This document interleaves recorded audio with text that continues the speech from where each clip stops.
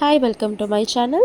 గుత్తి వంకాయ జీడిపప్పు మసాలా కోసం ముందుగా ఇలాగా ఒక హాఫ్ కప్పు పాలు నీళ్ళల్లో ఇలాగ జీడిపప్పు గసగసాలు వేసి నానబెట్టుకున్నాను. తర్వాత పచ్చిమిరపకాయలు, కొంచెం మసాలా దినుసులు, తర్వాత అల్లం, ఉల్లిపాయ, టమాటా ఇవన్నీ మెత్తగా మిక్సీ చేసుకున్న తర్వాత అందులో కొద్దిగా వెల్లుల్లిపాయలు వేసి నానబెట్టుకున్న జీడిపప్పు, గసగసాలు కూడా వేసి బాగా మెత్తగా మిక్సీ పట్టుకోవాలి.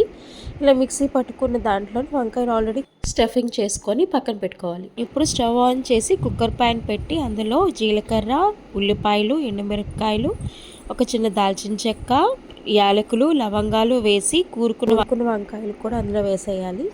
వేసిన తర్వాత కలుపుకోకుండా మూత పెట్టేయాలి. మూత పెట్టిన తర్వాత ఒక 5 మినిట్స్ తర్వాత మళ్ళీ మూత తీసి కొంచెం కలుపుకోవాలి. దీనివల్ల ఏంటంటే ముక్కలకి గ్రేవీ బాగా పడుతుంది.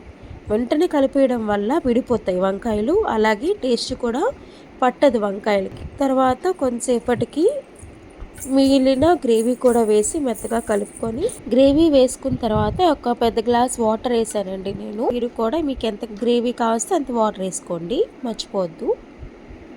రెసిపీ నచ్చితే లైక్, షేర్ అండ్ సబ్స్క్రైబ్.